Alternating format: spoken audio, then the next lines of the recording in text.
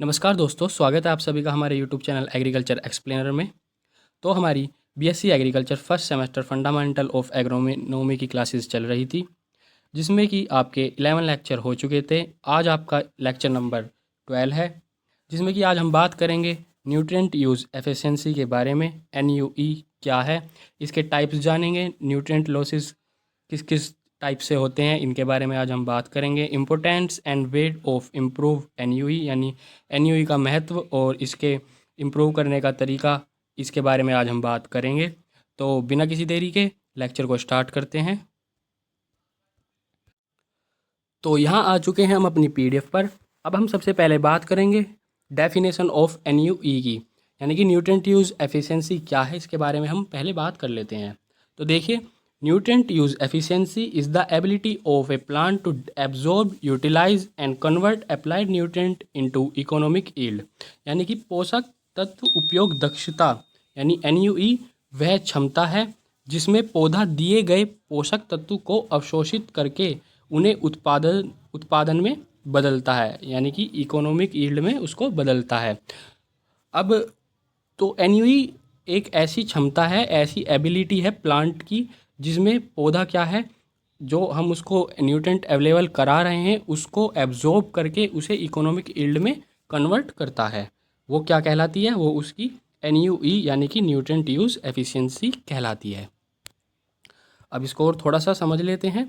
अब देखिए, जैसे हम टॉप ड्रेसिंग कर रहे हैं यूरिया की प्लांट में, तो क्या है, ऐसे में जो यूरिया हम उसमें डालते हैं एक पर्टिकुलर अमाउंट में, वो सारा क्या है, वो टोटल अमाउंट जो हम डालते हैं वो टोटली प्लांट के द्वारा एब्जॉर्ब नहीं होता। उसमें से जो कुछ हिस्सा होता है वो उसका कुछ तो पानी के साथ आपका लीच करके नीचे चले जाता है, जो कि रूट के कांटेक्ट में, रूट से भी बहुत ज़्यादा नीचे चले जाता है, जिससे कि रूट क्या है उसे एब्जॉर्ब नहीं कर पाती, और कुछ आपका सनलाइट के इफ़ेक्ट में आकर उसका वोलेटाइजेशन हो जाता है, वो अमोनिया में बदलकर आपका वोलेटाइज हो जाता है, उसका वोलेटाइजेशन हो जाता है।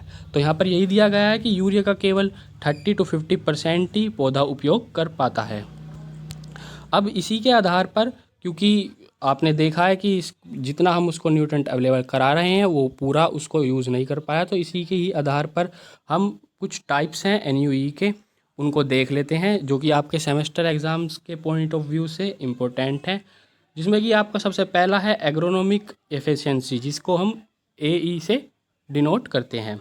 इसका फॉर्मूला है यील्ड विद फर्टिलाइज़र, माइनस करेंगे इसको यील्ड विदाउट फर्टिलाइज़र, और इसको डिवाइड कर देंगे क्वांटिटी ऑफ न्यूट्रिएंट अप्लाई, यानी कि उर्वरक के साथ उत्पादन, माइनस करेंगे इसको बिना उर्वरक उत्पादन, और इसको हम भाग कर देंगे उर्वरक की डाली गई मात्रा से। अब ये क्या मेज़र करता है, ये मेज़र करता है the amount of additional economic yield produce per unit of nutrient apply, यानी कि हर यूनिट न्यूट्रिएंट से होने वाली एक्स्ट्रा जो आपकी इकोनॉमिक यील्ड है उसकी मात्रा को ये मेज़र करता है। ये क्या शो करता है, यह किसान की फर्टिलाइज़र से होने वाली सीधे आर्थिक फ़ायदे को दिखाता है। That's indicate the direct economic benefit of fertiliser to the farmer. इसको भी आप एक अपने की पॉइंट में रख लीजिएगा, नोट कर लीजिएगा। अगली जो आपकी न्यूट्रिएंट यूज़ एफिशिएंसी का टाइप है वो है रिकवरी एफिशिएंसी। इसका फॉर्मूला है nutrient Uptake with fertiliser, minus करेंगे इसको विदाउट फर्टिलाइज़र, यानी कि न्यूट्रिएंट अपटेक विद फर्टिलाइज़र और न्यूट्रिएंट अपटेक वो क्रॉप यील्ड विदाउट फर्टिलाइज़र, और इसको डिवाइड कर देंगे हम न्यूट्रिएंट अप्लाई से, और साथ ही इसको मल्टीप्लाई करेंगे हम 100 से। ये क्या शो करती है, तो ये क्या मेज़र करती है,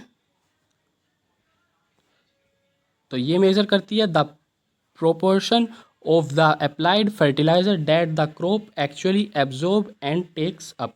डाले गए फर्टिलाइज़र का वह हिस्सा जो फसल असल में सोख लेती है या फिर उसे टेक कर लेती है। तो ये क्या शो करती है, तो highlights how much fertiliser the plant capture versus how much is the loss to environmental through leaching और वोलेटाइजेशन। यह बताता है कि पौधा कितना फर्टिलाइज़र सोखता है और कितना लीचिंग या वोलेटाइजेशन से पर्यावरण में चले जाता है। अब आगे चलते हैं। अब जो नेक्स्ट है आपकी वो है फिजियोलॉजिकल एफिशिएंसी, जिसे हम पी से डिनोट करते हैं, जिसका फॉर्मूला है इंक्रीज इन यील्ड। इसको डिवाइड करेंगे इंक्रीज इन न्यूट्रेंट अपटेक, यानी कि उपज में वृद्धि, और इसको हम डिवाइड करेंगे पोषक तत्व के अवशोषण में वृद्धि से। क्या मेजर करता है? The ability of the plant to convert nutrient take up from the fertiliser into economic yield, यानी पौधे की फर्टिलाइजर से लिए गए न्यूट्रेंट को फायदे में बदलने की क्षमता को ये प्रदर्शित करता है।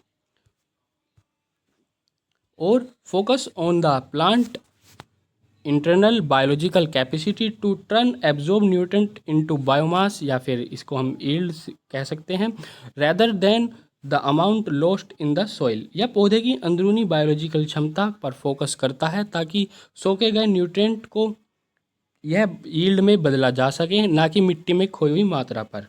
ठीक है, आगे चलते हैं।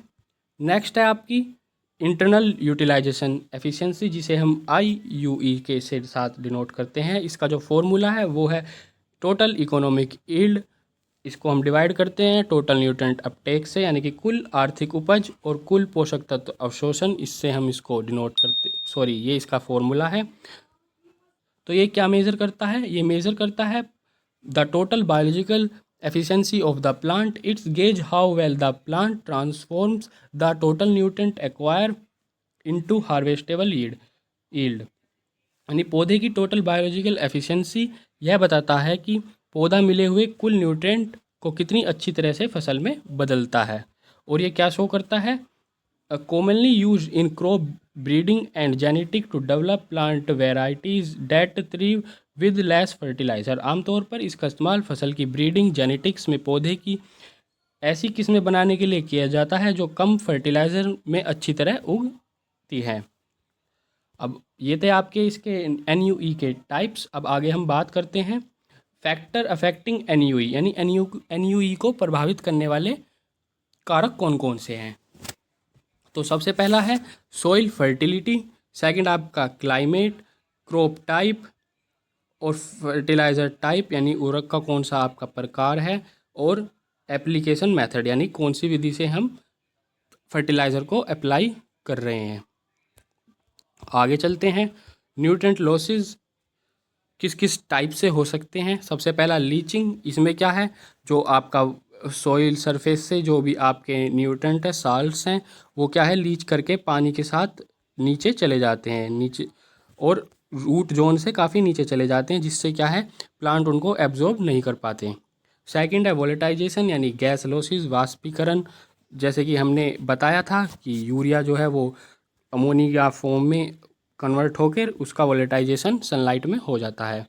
रन ऑफ, यानी अगर हम मान लीजिए किसी भी न्यूट्रेंट को अवेलेबल करा रहे हैं और साथ में ही एक साथ ही हम उसमें फ्लड इरिगेशन करा दें, तो ऐसे में उसका क्या है, रन ऑफ हो जाता है। अगला है आपका फिक्सेशन। कुछ न्यूट्रेंट जो ऐसे होते हैं जो कि सॉइल में फिक्स हो जाते हैं। तो ये आपके कुछ टाइप थे न्यूट्रेंट लॉसेस के, लीचिंग, वोलेटाइजेशन, रन ऑफ और फिक्सेशन। अब बात करते हैं वे टू इम्प्रूव NUE। इसमें आपको याद रखना होगा 4R nutrient management, right source, right dose, right time, right method. ये मैंने आपको INM में बताया है, इंटीग्रेटेड न्यूट्रेंट मैनेजमेंट में भी मैंने आपको ये बताया है। अदर आपके इसके मेथड हो सकते हैं split method, use of bio fertiliser, integrated nutrient management, slow release fertiliser. Slow release fertiliser क्या होते हैं, जो कि लंबे टाइम तक सॉइल में धीरे धीरे प्लांट को अवेलेबल होते रहते हैं जब वो ऑर्गेनिक मैटर के कांटेक्ट में आते हैं। इम्पोर्टेंस देख लेते हैं। Importance of NUE, reduce fertiliser cost, यानी कि लागत को कम करता है। इंक्रीज यील्ड, उत्पादन बढ़ाता है। प्रोटेक्ट एनवायरनमेंट, यानी पर्यावरण संरक्षण में हेल्प करता है। तो इसमें एक की पॉइंट है, इसको आप देख लीजिए। Higher NUE means better utilisation of applied nutrient. उच्च NUE का अर्थ है पोषक तत्वों का बेहतर उपयोग, यानी कि जितनी ज़्यादा NUE हाई होगी उसका मतलब क्या है, उसका मतलब ये है कि प्लांट पोषक तत्वों का बेहतर उपयोग कर पा रहा है उन्हें एब्जॉर्ब करके। तो जितनी ज़्यादा आपकी NUE हाई होगी उतना ही ज़्यादा पोषक तत्वों का बेहतर उपयोग होगा। तो ये था आपका आज का लेक्चर। मिलते हैं अगले लेक्चर में। अगर आपने अभी तक चैनल को सब्सक्राइब नहीं किया तो चैनल को सब्सक्राइब कर लीजिए, वीडियो को लाइक कीजिए और अपने फ्रेंड के साथ शेयर कीजिए। धन्यवाद। जय हिंद, जय भारत।